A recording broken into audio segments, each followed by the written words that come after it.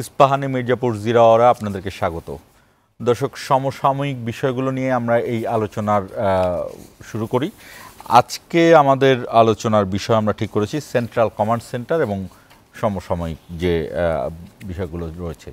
এখানে একটি জিনিস বলে রাখি, সেন্ট্রাল কমান্ড সেন্টার মাত্র 2 দিন আগে গঠন করা হয়েছে এবং সেখানে আইন শৃঙ্খলা বাহিনীর প্রত্যেক সদস্যদের মধ্যে থাকবেন র্যাব, পুলিশ এবং কোস্ট গার্ড, বিজিবি এবং সেই সঙ্গে থাকবে সেনাবাহিনীর সদস্যরা। এবং সেইখান থেকেই সারা দেশে আপনারা জানেন অপারেশন ডেভিল হান্ট সেটি শুরু হয়েছে এবং অপারেশন ডেভিল হান্টের মাধ্যমে ইতিমধ্যে 1300-র বেশি মানুষকে ধরেছেন এবং তাদের অধিকাংশই দেখা যাচ্ছে যে বিভিন্ন জায়গায় অস্থিতিশীল পরিস্থিতি তৈরির পিছনে দায়ী। দর্শক, আমাদের ইস্পাহানি মির্জাপুর জিরাওয়ার কিন্তু বৈশাখী টেলিভিশনের ইউটিউব এবং ফেসবুক পেজেও সরাসরি সম্প্রচারিত হচ্ছে। আপনারা চাইলে সেখানে কমেন্ট করতে পারেন, আর সেখানে কমেন্ট করে আমাদের যে অতিথিরা আছেন তাদের কাছে সরাসরি প্রশ্ন রাখতে পারেন। আমি মূল আলোচনা যাব, তার আগে আমি পরিচয় করে দিতে চাই। আমাদের সঙ্গে রয়েছেন বিএনপির জাতীয় নির্বাহী কমিটির সদস্য আবু নাসের মোহাম্মদ রহমতুল্লাহ, আপনাকে স্বাগত জানাচ্ছি। এবং রয়েছেন সাংবাদিক, লেখক এবং কলামিস্ট মোস্তফা কামাল। আপনাকেও স্বাগত জানাচ্ছি।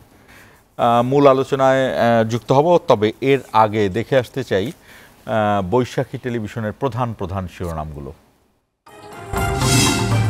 ডিসেম্বরের মধ্যে নির্বাচনে আশ্বাস দিয়েছেন প্রধান উপদেষ্টা। বৈঠক শেষে মির্জা ফখরুল, জুলাইয়ের আত্মত্যাগকারীরা ইতিহাসের স্রষ্টা বললেন ডক্টর ইউনূস। সারা দেশে অপারেশন ডেভিল হান্টে দুদিনে 3 শতাধিক আওয়ামী লীগ নেতাকর্মী গ্রেফতার, গাজীপুরেই 200। নির্দোষদের হয়রানি নয় বলেছেন স্বরাষ্ট্র উপদেষ্টা। টিউলিপের বিরুদ্ধে অর্থ পাচারের তদন্ত 12টি দেশে বিস্তৃত করেছে দুদক। বেনজিরকে গ্রেফতারে ইন্টারপোলের মাধ্যমে রেড অ্যালার্ট জারির নির্দেশ আদালতের। ইসি থেকে এনআইডি তথ্য নেওয়া 182 প্রতিষ্ঠানের মধ্যে কেউ অননুমোদিত প্রতিষ্ঠানকে সেবা দেয়, তথ্য ফাঁসের অভিযোগ তদন্তে কমিশন। এবং পলাতক ও চাকরিচ্যুত পুলিশ কর্মকর্তারা সোশ্যাল মিডিয়ায় সরব, ছাত্র জনতাকে হত্যার পরও নেই অনুশোচনা, আইনের আওতায় আনার আশ্বাস।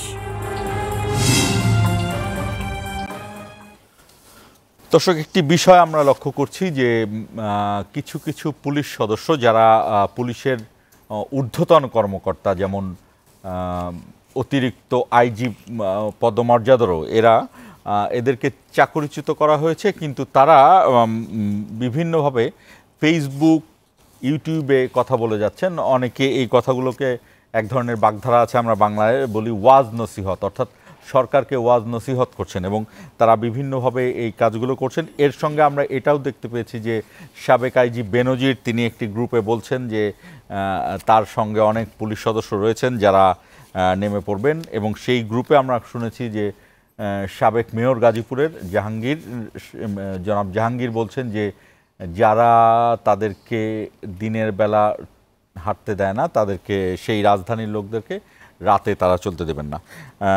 দর্শক, আমরা এই আলোচনাগুলোও আনবো, যে কারণে সেন্ট্রাল কমান্ড সেন্টারের গঠনের প্রয়োজন ছিল। আবু নাসের রহমতুল্লাহ, আপনাকে দিয়ে শুরু করতে চাই। আপনি নিশ্চয়ই এই বিষয়গুলো খেয়াল করেছেন এবং ফেসবুকে 6 মাস হয়নি যেই সরকার ছিলেন সেই সরকারের প্রধান তো ভারতে আশ্রয় নিয়েছেন এবং সেই সঙ্গে এই আওয়ামী লীগের বিভিন্ন পর্যায়ের নেতাকর্মীরা রয়েছে। তার মধ্যে কিছু নেতা কিন্তু এই ধরনের ঘটনাগুলো ঘটাচ্ছেন যে তারা ফেসবুক এবং ইউটিউব যেহেতু এখন মুক্ত এবং যে কেউ এখানে যে কোনো ধরনের বক্তব্য রাখতে পারেন, সেই সুযোগটি কিন্তু তারা নিচ্ছেন। এই বিষয়টিকে আপনি কিভাবে বর্ণনা করছেন? জি, ধন্যবাদ। বিষয়টা হচ্ছে যে আপনার পতিত স্বৈরাচারের মধ্যে যারা গ্রেফতার হননি, যারা বাইরে আছেন, বিভিন্নভাবে বসবাস করছেন দেশে এবং বিদেশে,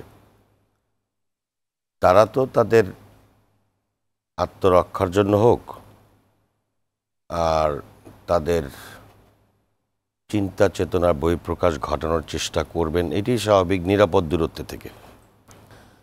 নিরাপদ দূরত্বে যদি কেউ থাকে, সে তো যে কোনো অন্যায়কারী হোক, সে তো নিরাপদ দূরত্বে থেকে তার নিজ মতাদর্শ বা তার নিজ চিন্তাধারা প্রচার করতে চাইবে, এটাই স্বাভাবিক। তবে এদের মধ্য থেকে যদি কেউ দেশে থেকে এগুলো করে, সেই জিনিসগুলো বিষয়ে কিন্তু সরকারের সতর্ক দৃষ্টি রাখা প্রয়োজন। কারণ তারা এই মুক্ত গণমাধ্যমের বা মুক্ত যে সোশ্যাল মিডিয়ার যে সুবিধা, সেই সুবিধা কিন্তু আমরা গত 15 বছরে আমাদের সাধারণ নেতাকর্মীরাও স্বাধীনভাবে ব্যবহার করতে পারেননি। আমাদের অনেক সাধারণ গৃহিণী তারা হয়তো মনের একটা অভিব্যক্তি ব্যক্ত করেছিলেন, দেখা গেছে স্বামী সন্তানের সামনে সেই গৃহিণীকে গ্রেফতার করে নিয়ে যাওয়া হয়েছে, এরকম বহু ইতিহাস আছে। আর এখন যারা পতিত স্বৈরাচারের দোসর, তারা যদি অন্যায় উস্কানি এবং অন্যায়ভাবে দেশের স্বাধীনতা সার্বভৌমত্ব বিঘ্নিত হতে পারে, আমাদের গণতান্ত্রিক পরিবেশকে বিঘ্ন ঘটাতে পারে, এরকম যদি কোনো কর্মকাণ্ড এই পতিত স্বৈরাচার এবং তার দোসররা যদি করতে চায়, সে বিষয়ে সরকারকেই যথেষ্ট সজাগ দৃষ্টি রাখা প্রয়োজন, সেটাই মনে করি। ফেসবুক, ইউটিউবের মাধ্যমে যার যার মতামত ব্যক্ত করবে, কিন্তু মিথ্যাচার, অপপ্রচার এবং ষড়যন্ত্রমূলক কোনো প্রচারণামূলক কর্মকাণ্ড যাতে না হয়। দেখেন, আপনি আমাদের ভারপ্রাপ্ত চেয়ারম্যান জনাব তারেক রহমান সাহেব, তিনি আমাদের দলের ভারপ্রাপ্ত চেয়ারম্যান, বাংলাদেশের সবচাইতে বৃহত্তর রাজনৈতিক দল। তার বক্তব্য হাইকোর্টের কান্দে বন্দুক রেখে তারপর তার বক্তব্য প্রচার করা এই ফেসবুক, ইউটিউবে নিষিদ্ধ করে দেওয়া হয়েছিল।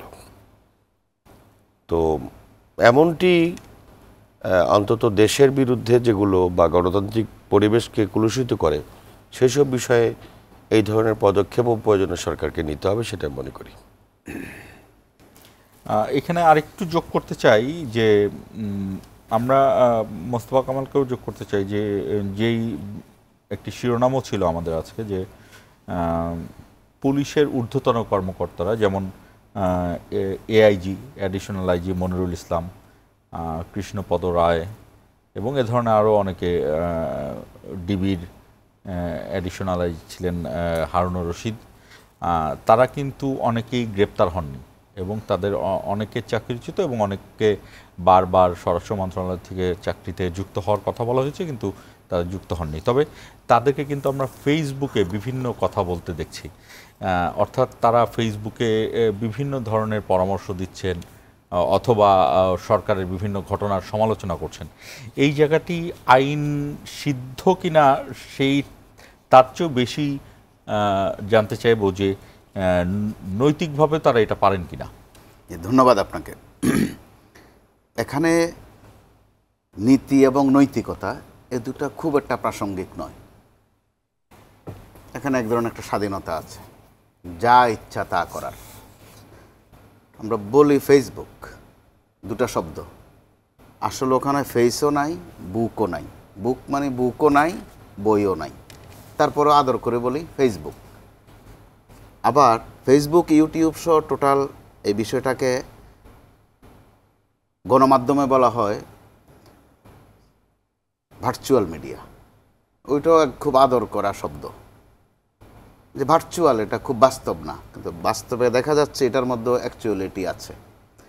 যেই পুলিশ কর্মকর্তাদের কথা আপনি বলছেন, তারা দৃশ্যমান নয়, সামনে নেই, কিন্তু ভার্চুয়াল মিডিয়া তারা খুব অ্যাক্টিভ। তো সেটা অনাকাঙ্ক্ষিত হতে পারে, কিন্তু অপ্রত্যাশিত নয়। তারা সেটা করবেন, ওইটাই স্বাভাবিক। তাদের এখন অবলম্বন এই ভার্চুয়াল মিডিয়ায়। তো মিডিয়া ভার্চুয়াল হলো, অ্যাকচুয়ালি কিন্তু তারা নানান অঘটন এরই মধ্যে ঘটিয়ে দিচ্ছেন, উস্কানি দিচ্ছেন, গুজব রটাচ্ছেন এবং সাকসেসফুলি সেটা করছেন। ওই সুযোগটা ওখানে অবারিত। টেলিভিশন অথবা পত্রিকা বা অনলাইন পত্রিকাও যদি হয়ে থাকে, ওখানে একটা এডিটোরিয়াল বোর্ড আছে, জবাবদিহিতার বিষয় আছে। সম্পাদকের কাছে জবাবদিহি করতে হয়, কর্তৃপক্ষের কাছে জবাবদিহি করতে হয়। কিন্তু ওই ভার্চুয়াল মিডিয়াতে কারো কাছে কোনো জবাবদিহি করতে হয় না, যার যা ইচ্ছা তাই করা যায়। ওই সুযোগটা তারা নিচ্ছেন এবং নিতে থাকবেন, সেটা স্পষ্ট। তো শুধু তারা কেন, যারা ক্ষমতা থেকে বিতাড়িত হয়েছেন বা ক্ষমতাচ্যুত হয়েছেন, তাদের মধ্যে আজ পর্যন্ত কিন্তু কোনো দুঃখ প্রকাশ নেই। তো প্রকাশ্যে দুঃখ প্রকাশ না থাকুক, একটু আফসোস করা অথবা ইনিয়ে বিনিয়ে হলো বলা যে আমরা কিছু ভুল করেছি, ওটারও কিন্তু কোনো নমুনা নেই। বরং তারা সঠিক করেছেন এবং সুযোগ পেলে এই সঠিক কাজ আরও করবেন, ওই বার্তাটাই দিচ্ছেন। আবার যেহেতু তারা একটি বিশাল দল, তাদের অনেক কর্মী আছে, সমর্থক আছে। পুলিশের তো কোনো দল হয় না। এরপরে দল আছে, পুলিশ লীগ বলতে একটা দল ছিল। এটা হচ্ছে নির্মম বাস্তবতা। এবং তখন কেউ বলেনি যে না এরকমটা হওয়া উচিত নয়, বরং যে কয়েকজন পুলিশ কর্মকর্তা কথা বলা হচ্ছে বা আপনাদের সংবাদেও খুব সুন্দর হয়েছে সংবাদটা, ওই পুলিশ কর্মকর্তাদের অর্থাৎ বেনজির থেকে আরও বাদ বাকি যারা আছেন তারাও অনজির, তাদের দৃষ্টান্ত কিন্তু এর আগে দেখা যায়নি। বরং রাষ্ট্রীয়ভাবে বলা হয়েছে তারা অত্যন্ত দক্ষ, অত্যন্ত এক্সপার্ট এবং আন্তরিক, সেই সাথে চেতনাধারী। তাদের নামে এরকম বহু বিশেষণ ছিল। তো এইভাবে যদি দেখেন, এর বিপরীত অংশটুকু দেখেন, আমরা প্রতিনিয়ত সমাজে, রাস্তাঘাটে, চা দোকানে, অফিস আদালতে অসংখ্য লোক পেয়েছি যে কেউ কোনো না কোনোভাবে বেনজির সাহেবকে চেনেন, অথবা তার সাথে একটা আত্মীয়তা আছে, অথবা মনিরুল সাহেবের সাথে যোগাযোগ হয়। এটা কিন্তু একটা সামাজিক আইডেন্টিটি ছিল, তার কিন্তু একটু ইজ্জত, কদর, সম্মান আশপাশে, সে ওইটা দিয়ে কামাই করত। যেহেতু ওই অংশ থেকে কোনো দুঃখ প্রকাশ নেই, তাহলে ওই সরকারের যারা এইভাবে দলবাজি করেছে, পুলিশকেও একটা লীগ বানিয়ে ফেলেছে বা একটা বাহিনী করে ফেলেছে, তারা এরকমটা করবেন এটাই স্বাভাবিক। তারা গুজব রটাবেন। তো গুজব আগেও ছিল, আগে যে ছিল না তা কিন্তু নয়, কিন্তু এই মুহূর্তে বা গত কয়েকদিন ধরে সেটা অত্যন্ত ভয়াবহ পর্যায়ে, একটা আজব পর্যায়ে, একদম গুজব মানে একটা গজবের মতো। তো এরকম অবস্থায় সরকার খুব কিছু করতে পারবে ওই সুযোগ কম। তো বরং যে মেসেজটা তাদেরকে দেয়া দরকার ছিল, যেটা অনেক দিন পরে এসে এখন কন্ট্রোলের কথা এসেছে, তো কন্ট্রোলের কথা আসলে কন্ট্রোলারের কথাও আসে। অর্থাৎ নিয়ন্ত্রণ যদি কাউকে করতে হয় তখন নিয়ন্ত্রকও ওখানে থাকে। এরকম একটা গঠন করা হয়েছে সেন্ট্রাল কমান্ড সেন্টার, যেটা বললাম, অনেক পরে উপলব্ধি হয়েছে, 6 মাস পরে। তো কেন এরকমটা উপলব্ধি হলো? তাৎক্ষণিক কিন্তু এরকম কিছু ভাবনা দরকার ছিল। তো যারা বিপ্লবের ফ্রন্ট লাইনে ছিল বা আন্দোলনের ফ্রন্ট লাইনে ছিল ছাত্ররা, তাদের মধ্যে রাজনৈতিক বিচক্ষণতা কম, সেটা এখন পর্যন্ত বারবার প্রমাণিত। তো ওই ক্ষেত্রে তাদের সাথে যে রাজনৈতিক দলগুলো ছিল, বিশেষ করে বিএনপি, জামাত বা অন্যান্য দলগুলো, তারা কিন্তু পাক্কা, অত্যন্ত দক্ষ, অভিজ্ঞ। তো তাদের মধ্যে যদি সমন্বয়টা সুন্দর করে থাকতো, তাহলে এই কাজটা তারা 8 আগস্টেই করতে পারতেন, তারা দরকার মনে করতেন। কারণ রাজনীতি করলেই শুধু রাজনৈতিক অভিজ্ঞতা থাকে তা নয়, রাজনৈতিক কিছু বুদ্ধিরও বিষয় থাকে। আবু নাসের মোহাম্মদ রহমতুল্লাহকে বলি, অভিযোগটা নিচ্ছেন কিনা? মোস্তফা কামাল যে অভিযোগ করলেন যে আপনারা আন্দোলনের সময় জাতীয় ঐক্য গঠন করলেন, কিন্তু এরপরে যখনই স্টুডেন্টরা রাজনীতির জন্য ডাক দিল, তখনই বিএনপির পক্ষ থেকে মনে হলো যে আর জাতীয় ঐক্য নাই, স্টুডেন্টদের বিপরীতে চলে গেলো, যে কারণে ছাত্ররা কিন্তু বিভিন্ন জায়গায় বিপদে পড়ছে। স্টুডেন্টদের বিপরীতে গিয়েছে, এই বিষয়টার সঙ্গে আমি আসলে একমত না। এরকম উনি বলেছেন কিনা না, বিপরীত বলেনি, একটা ঐক্যের জায়গায় একটা দুর্বল, একটা মতবিরোধ আছে। আপনি যেই বিষয়টাতে কথা বলছিলেন, আমি সেই বিষয়টাতে থাকতে চাই। সেই বিষয়টা হচ্ছে যে এই যে বললেন যে নৈতিকতার প্রশ্ন, তাদের মধ্যে এক ধরনের অনুশোচনা বোধ, এটার কারণটা কি? এটাতে কোনো সুযোগ নেই। কারণ এরা চাকরি করতো, এটার নাম কাওয়াস্তে একটা চাকরি করতো, আসলে তো এরা ছিল আওয়ামী লীগের ক্যাডার। না, পুলিশ কি কোনো দলের হতে পারে কিনা? হয়েছে তো, গত 15 বছরও তো আমরা সেটাই দেখেছি, যে যেটা ভাই বললেন যে পুলিশ লীগ।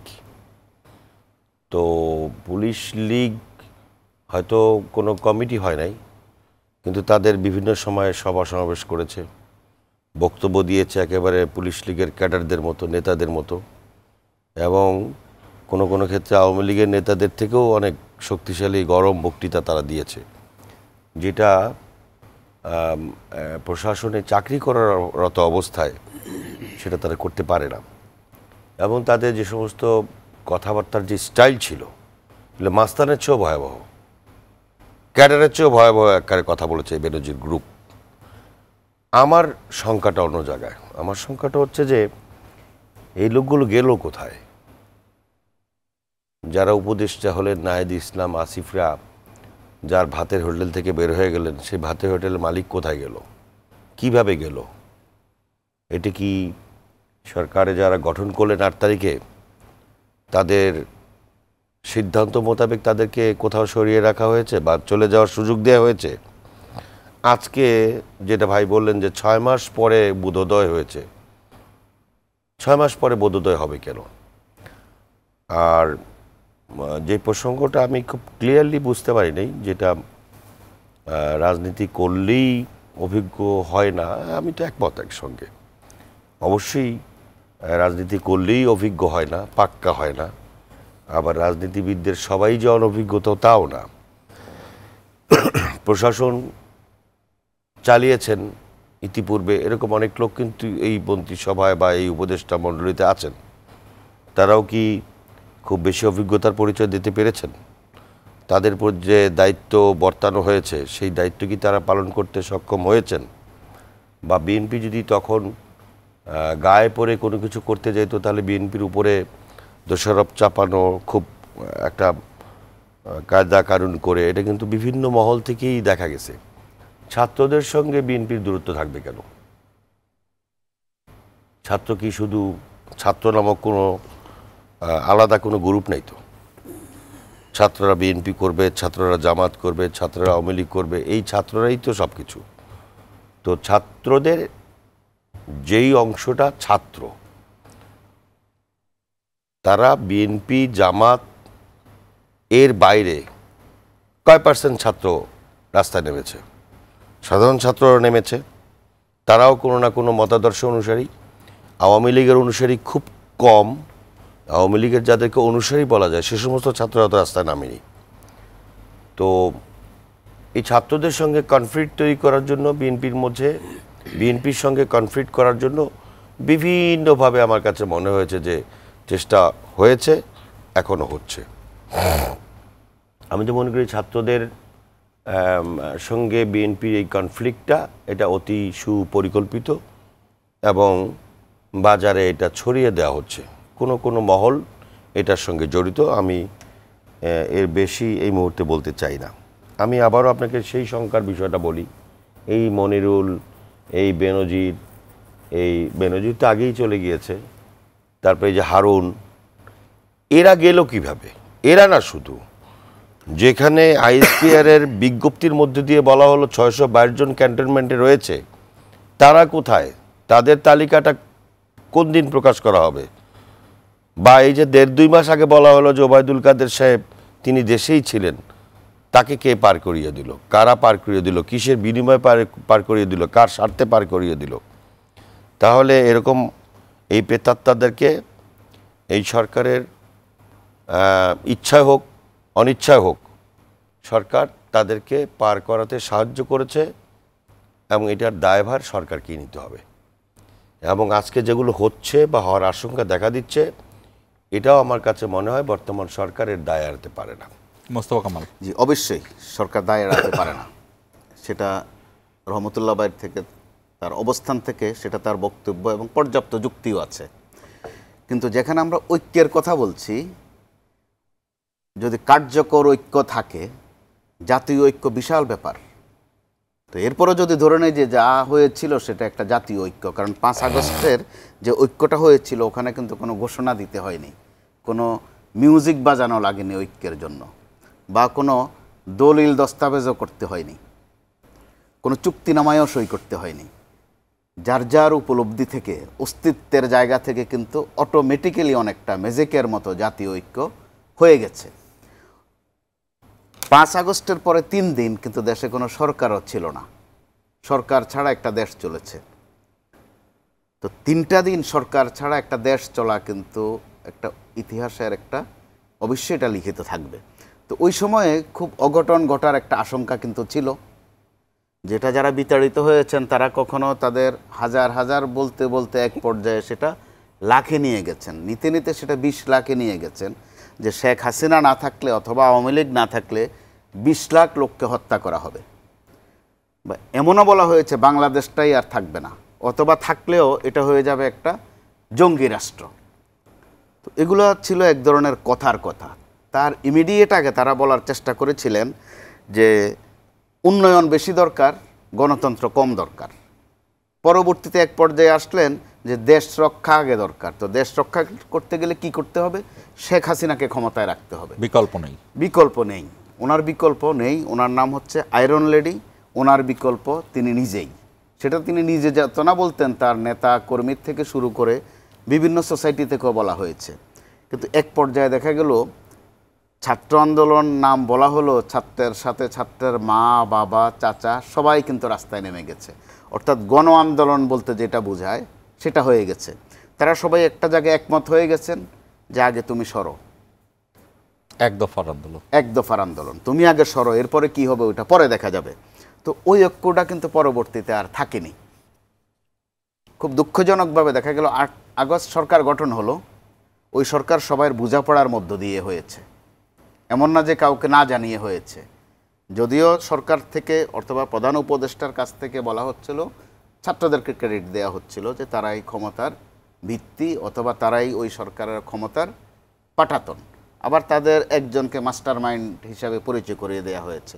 আজও যেটা প্রধান উপদেষ্টা তার এক অনুষ্ঠানে তাদেরকে স্রষ্টা শব্দের সাথে বলেছেন, যে তারা স্রষ্টা বলতে এই আন্দোলনের স্রষ্টা বা এই বিপ্লবের স্রষ্টা। অর্থাৎ তাদের প্রতি ওনার একটা স্নেহ আছে, আর এই স্নেহটা থাকাই স্বাভাবিক এবং উচিত। আবার অন্যদের প্রতি যে উনি অগ্রাহ্য করছেন তা কিন্তু নয়। কিন্তু রাজনীতিতে একটা নিষ্ঠুর নিয়ম হচ্ছে, বা এই অনুষ্ঠানও আপনি যদি আমার দিকে বেশি তাকান, দর্শকদের মধ্যেও যাদের রাজনৈতিক চেতনা লালন করেন তাদের মধ্যে মনে হওয়া স্বাভাবিক যে আপনি আমাকে একটু ফেভার করছেন। এটা অনেকটা সাইকোলজিক্যাল বিষয়। তো রাজনীতিতে ওইটা আর একটু বেশি। দলের নেতা বা নেত্রী বা প্রধানমন্ত্রী বা প্রধান উপদেষ্টা কার সাথে একটু হাসি দিয়ে কথা বলেছেন, ওইটাও কিন্তু স্কেল দিয়ে হাসিটা মাপা হয়। তো এই বাস্তবতার মধ্যে যদি এই নিয়ন্ত্রণের ব্যবস্থাটা, এই কন্ট্রোলিংয়ের ব্যবস্থাটা 8 তারিখেই করে ফেলা যেত, তো না যাওয়ায় কি হয়েছে, সময়ের কাজ সময়ে না করলে পরবর্তীতে এটার মাসুল দিতে হয়, বলা হয় কাফফারা দিতে হয়। আবার একইভাবে ছাত্রদের যে রাজনৈতিক অনভিজ্ঞতার কথা বলছি, যদি তাদের অভিজ্ঞতা থাকতো অথবা প্রস্তুতি থাকতো, তারা যেটা নিয়ে এখন কান্নাকাটি করছেন, যে একটা ঘোষণাপত্র, প্রক্লামেশন বা ডিক্লারেশন, মানুষের এইসব ইংরেজি খুব ভালো করে বোঝেও না, তারা ওই ঘোষণাটা কিন্তু 5 আগস্টে দিয়ে ফেলতে পারতেন। এখন তাদের ওই ঘোষণা আদৌ হবে কি না, যদি হয়েও থাকে যার যার সুবিধা মতোই হবে। অর্থাৎ বিভিন্ন রাজনৈতিক দলগুলোর অভিভাবকত্বে তাদের মতামত নিয়ে প্রধান উপদেষ্টা অথবা সরকার সেটা দিবেন। অর্থাৎ ছাত্ররা ওই ধাক্কা খেয়েছে একটা, এরপরে এই নিয়ন্ত্রণের বিষয়ে একটা ধাক্কা খেয়েছে, আওয়ামী লীগকে নিষিদ্ধকরণের যে দাবি নিয়ে ছাত্ররা ছিল ফ্রন্ট লাইনে, ওখানে একটা ধাক্কা খেয়েছে, রাষ্ট্রপতিকে অপসারণ করার বিষয়েও তারা কিন্তু কুলাতে পারেনি। এক পর্যায়ে আওয়ামী লীগের যে প্রধান মিত্র বা যে সহযোগী যারা টিকিয়ে রেখেছে, অনেক পরিশ্রম করে টিকিয়ে রেখেছে বছরের পর বছর, জাতীয় পার্টিকে নিষিদ্ধ করার একটা দাবি নিয়ে তারা নেমেছিল, ওখানেও তারা ব্যর্থ হয়েছে। অর্থাৎ ধাক্কা খেয়েছে। জাতীয় পার্টির নিষিদ্ধ, আওয়ামী লীগের নিষিদ্ধ এবং রাষ্ট্রপতির অপসারণ, তিনটিতে কিন্তু বিএনপির ভেটো ছিল। জি, ভেটো ছিল। অর্থাৎ ছাত্ররা যদি যেটা বলছি, যদি রাজনৈতিক অভিজ্ঞতা থাকতো তাহলে এই ভুলটাকে করতো না।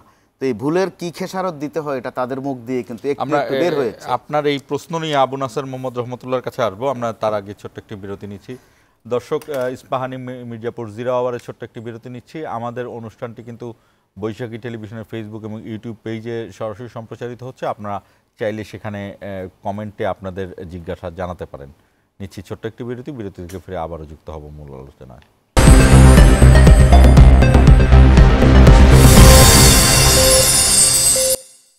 ইস্পাহানি মির্জাপুর 0 আওয়ারে আবারও স্বাগত। দর্শক, বিরতির আগে আমরা আবু নাসর মোহাম্মদ রহমতুল্লাহর কাছে জানতে চেয়েছিলাম, যেটি মোস্তফা কামাল বলছিলেন, ছাত্ররা আওয়ামী লীগ নিষিদ্ধের জন্য দাবি জানিয়েছেন, এবারও দাবি জানিয়েছেন। এই শেখ হাসিনার ভাষণের পরে যে 32 নম্বর সহ বিভিন্ন জায়গায় যে মবক্রেসি আমরা দেখলাম, যদি মবক্রেসির কথা বলি, যদিও সেটি একটি বিক্ষোভ বলা হয়েছে, বিক্ষোভের যে ফলাফল, এই সঙ্গে রাষ্ট্রপতির অপসারণের কথা বলা হয়েছে এবং জাতীয় পার্টির অপসারণ মানে নিষিদ্ধের দাবিতেও ছিল। কিন্তু প্রত্যেকটা জায়গাতেই আপনাদের দল একটি যুক্তি দেখিয়ে সেটার ভেটো দিয়েছেন।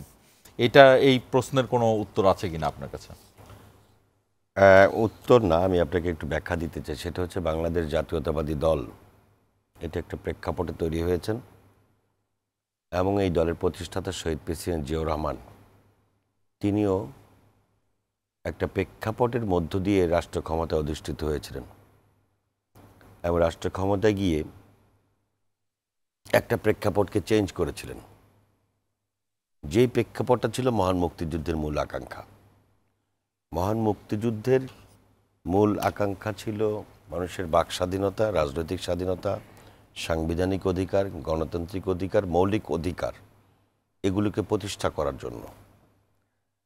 আর ওই যে মুক্তিযুদ্ধের চেতনার দাবিদার খুনি শেখ হাসিনার বাবা খুনি শেখ মুজিবুর রহমান, তার নেতৃত্বে ক্ষমতায় আসার পরে ৭২ থেকে ৭৫-এর যে ইতিহাস, এটা সকল মানুষই জানে। এখনকার প্রজন্ম হয়তো ভুলে যেতে বসেছিল।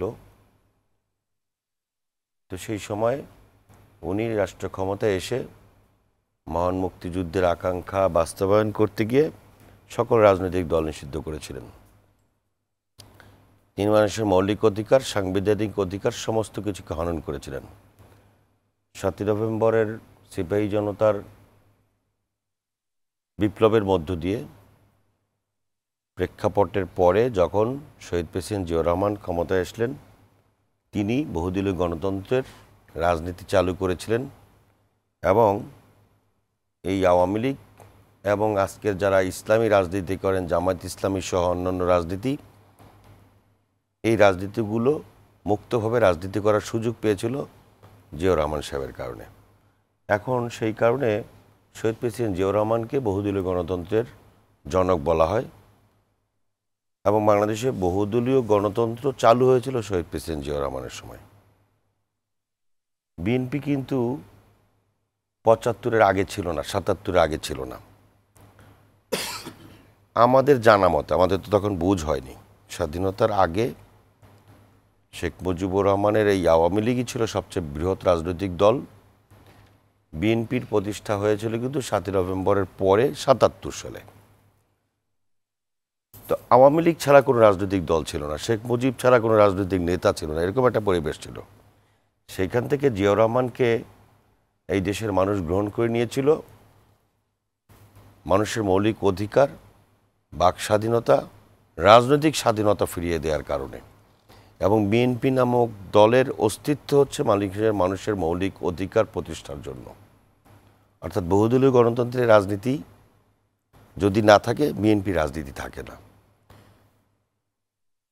সেইখান থেকে বিএনপির তো পিছনে চলে যাওয়ার কোনো সুযোগ নেই, কারণ জনগণ তো গ্রহণ করেছে বিএনপিকে মানুষের মৌলিক অধিকার ফিরিয়ে দেওয়ার কারণে। এখন আপনি বলতে পারেন তাহলে আওয়ামী লীগের রাজনীতি নিষিদ্ধ। রাজনীতি নিষিদ্ধ করার, কারো রাজনীতি নিষিদ্ধ করার দায়িত্ব কিন্তু জনগণের। আওয়ামী লীগকে যদি আপনারা ফ্যাসিস্ট বলে থাকেন, ফ্যাসিস্টের যে উদাহরণ হিটলারের নাজি পার্টি কি এখনো রাজনীতি করে জার্মানিতে? জার্মানিতে রাজনীতি করবে জার্মানিতে প্রেক্ষাপট অনুযায়ী। জার্মানিতে আপনার নাৎসির ভূমিকা বা এই যে হিটলারের ভূমিকা, সেগুলো মুসলিনের পার্টিটা কি এখনো ইতালিতে রাজনীতি করে? সেটা কি আপনার নিষিদ্ধ করেছে কারা? আমি জানতে চাচ্ছি। আমি যেটা বলতে চাই সেটা হচ্ছে যে আমার দেশেও আওয়ামী লীগ রাজনীতি করতে পারবে না। ডিসাইড করবে কে? ডিসাইডটা যদি আমি ক্ষমতার জোরে করতে যাই, তাহলেও সেটা কিন্তু এক ধরনের ফ্যাসিবাদী আচরণ আমি মনে করি। এবং আওয়ামী লীগ জাতীয় পার্টি তারা যে অপকর্ম করেছে, সেই অপকর্মের বিচার কিন্তু জনগণ করবে এবং সেটা নির্বাচনের মাধ্যমেই করা উচিত। জোর করে আমার ক্ষমতার অপব্যবহার করে তাকে কোনো রকমের নিষিদ্ধ করে দিলাম, আর তার মধ্যে সমাধান হতে পারে, কিন্তু সেটা কোনো রাজনৈতিক সমাধান না। এটা মানুষের আকাঙ্ক্ষা অনুযায়ী, আবেগের কারণে হয়তো হইতে পারে, একটু হুয়াক্কা হু হইলো, রং মাখামাখি হলো, মিষ্টি বিতরণ হলো, সেটা হতে পারে, কিন্তু আবেগের কারণে সেটা কিন্তু হয় না। এই যে আপনি বললেন যে 3 দিন কিন্তু দেশে কোনো রাষ্ট্র ছিল না, 3 দিন আবেগের কারণে হয়তো আমরা চালিয়ে যেতে পেরেছি। আমরা বলবো ফ্যাসিবাদ বিরোধী জাতীয় ঐক্য ছিল, সেই কারণে দেশে কোনো সমস্যা হয়নি। ফ্যাসিবাদ বিরোধী জাতীয় ঐক্য তাহলে আপনি রাখেন আরও 6 মাস, 3 দিন দরকারটা কী ছিল? তাহলে ফ্যাসিবাদ বিরোধী জাতীয় ঐক্যের মাধ্যমেই সরকার চলতো, কিন্তু নিয়ম অনুযায়ী একটা সরকার গঠন করতে হয়েছে। তো আমি আবারও আপনাকে যেটা বলবো যে বিএনপির, আমার মনে হয়, ব্যক্তিগত মতামত, দলীয় কোনো মতামত না, আমার মনে হয় যে বিএনপি বিশ্বাস করে জনগণই হচ্ছে সকল ক্ষমতার উৎস। জনগণ স্বাধীনভাবে মত প্রকাশের সুযোগ পেলে তার বিচার জনগণই করবে। এই আওয়ামী লীগের ফ্যাসিবাদী আচরণের এবং জাতীয় পার্টির এই ফ্যাসিবাদের সহযোগী হিসেবে, ফ্যাসিবাদীর দোসর হিসেবে যতটুকুন দায়ী আওয়ামী লীগ, এই জাতীয় পার্টির বিচারও এই দেশের জনগণই করবে। মোস্তফা কামাল। এখানে আমি একটু যোগ করতে চাই, রহমতুল্লাহ ভাইয়ের সাথে ঠিক দ্বিমত নয়, একটু যোগ করতে চাই। যেখানে তাত্ত্বিক বিষয় আর প্রায়োগিক বিষয়ে কিন্তু খুব সংঘর্ষ করে। তাত্ত্বিক বিষয় হচ্ছে যে রাজনৈতিক দল নিষিদ্ধ করা ঠিক না, রাজনৈতিকভাবেও এটা ঠিক না, সামাজিকভাবেও ঠিক না, নৈতিকভাবেও খুব একটা বাস্তবতা অনুমোদন দেয় না। কিন্তু আমরা যদি সর্বশেষ উদাহরণ দেখি, মিশরের আসাদের পার্টি কিন্তু নিষিদ্ধ হয়ে গেছে সিরিয়ায়। তো কিভাবে হলো ওটারও একটা প্রেক্ষিত আমাদের মতো কাছাকাছি। উনি পালিয়ে গেছেন রাশিয়া, আমাদের জন পালিয়ে গেছেন ভারত। তারা যার যার অস্তিত্বের জায়গায় অর্থাৎ ভরসার জায়গাতেই গেছেন। তো বিএনপি একদিকে বলছে তারা নিষিদ্ধকরণ চায় না, সুন্দর, এটা তাত্ত্বিকভাবে। আরেকদিকে বলছে আওয়ামী লীগকে রাস্তায় নামতে দেয়া হবে না। তাহলে তত্ত্বের সাথে বাস্তবতা কিন্তু মিলে না। তো ছাত্ররা যেটা চাচ্ছে যে নিষিদ্ধকরণ, তো ছাত্রদের জায়গা থেকে তাদেরও ব্যাখ্যা আছে। তো আবার কেন নিষিদ্ধকরণের প্রশ্ন আসছে? ফ্যাসিস্ট বলতে বলতে আমরা কিন্তু সংজ্ঞা হারিয়ে ফেলছি যে ফ্যাসিস্ট অর্থটা কী। এটা রীতিমতো বাংলায় বলতে গেলে খুন খারাপি, গণহত্যা, মানবাধিকার লঙ্ঘন, মানবতা বিরোধী কাজ। ওইটার বিচার আবেগের বশে বলা যায় জনগণ বিচার করবে। নো, এখানে জনগণের বিচার আসলে সেটা রাজনৈতিক ভাষা। বিচারের জায়গা আছে, আমাদের ট্রাইব্যুনাল হয়েছে বিচারের জন্য, সেটা অবশ্যই বিচারালয়ের কাজ। তো ওই ক্ষেত্রে কিন্তু এরপরও রাজনৈতিক সিদ্ধান্তের বিষয় আছে। কিন্তু রাজনৈতিকভাবে একটা মতবিরোধ স্পষ্ট ছাত্রদের সাথে বিএনপি সহ অন্য অন্য দলগুলোর। তো ওই মত পার্থক্যের সুযোগেই কিন্তু এখন গাজীপুরের ঘটনা, নানান জায়গায় অঘটন ঘটছে, ছাত্রদেরকে মিসগাইড করে ভুয়া খবর দিয়ে ওখানে নিয়ে গিয়ে মার খাওয়ানো বা মার দেয়া। তো যদি এই অ্যাকশানটুকু, যেই শিরোনাম আপনি করেছেন, এই অ্যাকশানটুকু ওই সময়ে হয়ে যেত, বিপ্লবী সরকার না হোক, কমান্ড সেন্টার, বিপ্লবী সরকার না হোক, অভ্যুত্থানকারীদের সরকার না হোক, অন্তত একটা নিয়ন্ত্রণের ব্যবস্থাও থাকতো। ছাত্ররা এখন যেভাবে করা হয়েছে, ছাত্ররা থাকবে, বিএনপি থাকবে, আইন শৃঙ্খলা বাহিনীর সদস্যরা থাকবে, সম্ভব ছিল। তো যেই কারণে আমি বলছি যে এই ধরনের ক্ষেত্রে, বিপ্লবের ক্ষেত্রে, অভ্যুত্থানের ক্ষেত্রে যদি ভুল হয়, সামান্যতম ভুলও হয়, সেটার বিকল্প হচ্ছে মৃত্যু। কারণ এই কথা তো স্পষ্ট যে 5 আগস্ট যদি সফল না হতো, ছাত্রদের সামনে কিন্তু মৃত্যু ছাড়া আর কোনো পথ ছিল না। শুধু ছাত্ররাই নয়, রহমতুল্লাহ ভাই সহ যারা তাদেরকে সমর্থন দিয়েছিলেন তখন, তাও সমর্থনরা শুরুতে ছিল ইনিয়ে বিনিয়ে কৌশলে।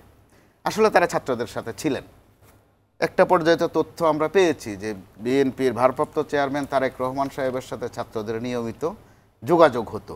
কিন্তু এখন দুঃখজনকভাবে যেটা ঘটছে যে বিএনপির ভারপ্রাপ্ত চেয়ারম্যান অথবা মহাসচিব মির্জা ফখরুল ইসলাম আলমগীর যেভাবে স্নেহ করে ছাত্রদেরকে কথা বলছেন, স্নেহের স্পষ্ট জানানো দিচ্ছেন নিয়মিত কথাবার্তার মধ্য দিয়েও, কিন্তু বিএনপির অন্যান্য পর্যায়ে ছাত্রদের প্রতি ওই স্নেহের পরশ নেই, বরং তাচ্ছিল্য আছে ক্ষেত্র বিশেষে। কীরকম তাচ্ছিল্য? কখনো বলা হচ্ছে এরা তো বয়স বড় কম, কখনো বলা হচ্ছে কারো কারো অনার্স শেষ হয়নি, কখনো বলা হচ্ছে কারো কারো ইংরেজি বড় ভালো না, বড় দুর্বল, কারো কারো হাতের লেখা সুন্দর না। তো আপনারা ওইটা কিন্তু 5 আগস্টে, অর্থাৎ তাদের বয়স যখন বর্তমানের চেয়ে মাত্র 6 মাস বেশি ছিল, বলছেন বয়স কম, তো 5 আগস্টে বয়স 6 মাস কম ছিল, তখন কিন্তু বলতে পারতেন যে তোমাদের বয়স কম, হাতের লেখা সুন্দর না, ইংরেজিও ভালো করে বলতে পারো না, তোমাদের এই আন্দোলন মানি না, অথবা এটা মানায় না, অথবা তোমরা এসব করো না। আমরা তাদেরকে উৎসাহিত করলেন। কিন্তু এই মুহূর্তে তারা বিএনপির নেতৃত্বের কাছ থেকে, বিশেষ করে শীর্ষ পর্যায়ে বাদে পরবর্তী নেতৃত্বের কাছ থেকে ওইরকম স্নেহ পাচ্ছে না। একটা বিরতি নিব। আমরা এই বিষয়টি জানি যে বিএনপির কোনো নেতা জানতেও চেয়েছেন যে তোমরা কারা, আপনারা কারা, এবং ছাত্ররা উত্তর দিয়েছেন যে আমরা হলো খালেদা জিয়াকে মুক্ত করেছি তারা। ইস্পাহানী মির্জাপুর 0 আওয়ার ছোট্ট একটি বিরতি নিচ্ছি। আমাদের আলোচনাটি সরাসরি সম্প্রচারিত হচ্ছে আমাদের ফেসবুক এবং ইউটিউব পেজে। আপনারা সরাসরি সেখানেও প্রশ্ন করে জানতে চাইতে পারেন আমাদের অতিথিদের কাছে।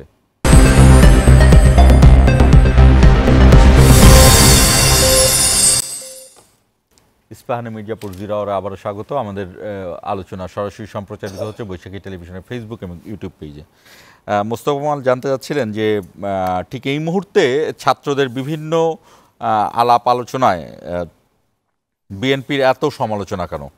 ছাত্রদের অনেকের বয়স নিয়ে বিএনপির আপত্তি রয়েছে, অনেকে বলছেন যে রাজনৈতিক অপরিপক্কতা, এমনকি মহাসচিব বলেছেন যে ছাত্ররা রাজনৈতিক দল করতে হলে কিংস পার্টি যেন না হয়, সরকার থেকে নেমে আসুক। কিন্তু ছাত্রদের যে অবদান সেটা কিন্তু বিএনপিও স্বীকার করেছে যে এইভাবে বিএনপি যে 15-16 বছর আন্দোলন করেছে সেখানে ছাত্ররাই কিন্তু এই সফল হলো অর্থাৎ। এবং ছাত্রদের কথা যে তাদের কাছে জানতে চাওয়া হয়েছিল যে আপনারা কারা। বিএনপির একজন খুবই স্বনামধন্য নেতা তিনি বলেছিলেন যে আপনারা কারা। ছাত্ররা বলেছেন যে তারা হলো তারা যারা খালেদা জিয়াকে মুক্ত করেছে। মূলত আমি কিন্তু আসলে এই বিতর্কটার পক্ষপাতই না। 5ই আগস্টের আগে 15 বছর আগের থেকে যে আন্দোলন শুরু হয়েছে সেই থেকে শুরু করে 5ই আগস্ট পর্যন্ত যারা যারা সরকার বিরোধী বিভিন্ন কর্মকাণ্ডে জড়িত ছিল আমি তাদের সকলের প্রতি শ্রদ্ধা জানাই এবং তাদের সকলের অবদানকে আমি অত্যন্ত শ্রদ্ধাভরে স্মরণ করি, শ্রদ্ধা করতে চাই। এবং 5ই আগস্টের মধ্য দিয়ে গণতন্ত্রের পক্ষের শক্তির যে ফ্যাসিবাদ বিরোধী যে জাতীয় ঐক্য হয়েছে সেই জাতীয় ঐক্য নিয়ে কোনো ধরনের মতবিরোধে যাওয়াটাই হচ্ছে ফ্যাসিবাদী শক্তিকে উৎসাহ দেওয়া। সো এই বিতর্কে আমি যেতে চাই না। মনে হয় যে আজকের সঞ্চালক এবং আজকের আমার সম্মানিত আলোচক তারা দুজনই একটা বিষয় নিয়ে কিছু কথাবার্তা বলতে চাচ্ছেন বা বের করতে চাচ্ছেন। না, এটা বাস্তবতা, কিন্তু খুবই দুঃখজনক কিছু বিষয় আছে এখানে।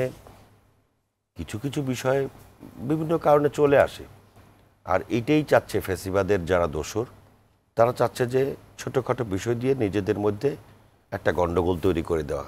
এটা লাভবান হবে ফ্যাসিবাদ এবং ফ্যাসিবাদের দোসররা। এইখানে এই বিষয়গুলোর অবতারণা করাটাই দুঃখজনক। কারোরই বলা উচিত না যে তোমরা কারা, আমার ব্যক্তিগত মতামত। কারোরই বলা উচিত না যে শুধুমাত্র একটা নির্বাচনের জন্যই এই আন্দোলন হয়নি। কারোরই কাউকে খোঁচা মারা বা এই ধরনের কথা বলা উচিত না। যেটা বললেন যে ছাত্রদেরকে অসম্মান করা, স্নেহ না করা, আবার ছাত্রদের পক্ষ থেকে মির্জা ফখরুলের বক্তব্যকে পরিহাস করা, এর কোনোটাই কিন্তু সমীচীন না। ছাত্ররা তো আমাদেরই সন্তান।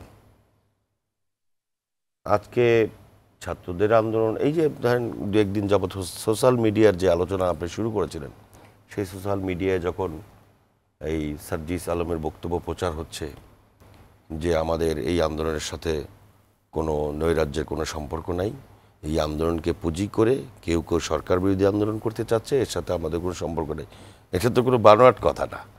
এই বক্তব্যের পরে এরপরে আর কোনো বক্তব্য থাকে তো এগুলো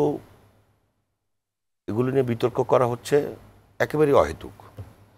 কারণ তাদের, আমি এখন আপনাকে বের করে দিতে পারবো যে এই আন্দোলনের পুঁজি করে আমাদের একটা আন্দোলন, এটা আমাদের আন্দোলন, কোটা বিরোধী আন্দোলন, এই আন্দোলনকে পুঁজি করে কেউ ঘোলাপাড়াতে মাছ শিকার করতে চাচ্ছে, আন্দোলনকে নৈরাজ্যের পথে ঠেলে দিতে চাচ্ছে। এই আন্দোলনের এইগুলির সাথে আমাদের ছাত্রদের কোনো সম্পর্ক নেই।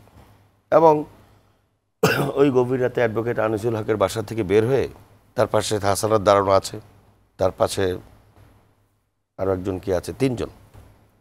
ওই দিকে ডিবি অফিসের ভাতের হোটেলে, সেখান থেকে আজকে যারা উপদেষ্টা তাদের কিছু বক্তব্য জাতি জানতে পেরেছে। কিন্তু বাংলাদেশের গণমানুষের চালিকা শক্তি যিনি তখন ছিলেন জনাব তারেক রহমান সাহেব, যিনি সেখান থেকে স্পষ্টত যে ছাত্রদের উপরে যারা হাত তুলেছে তাদের বিরুদ্ধে দেশবাসীকে রাস্তা নেমে আসার জন্য বলেছেন।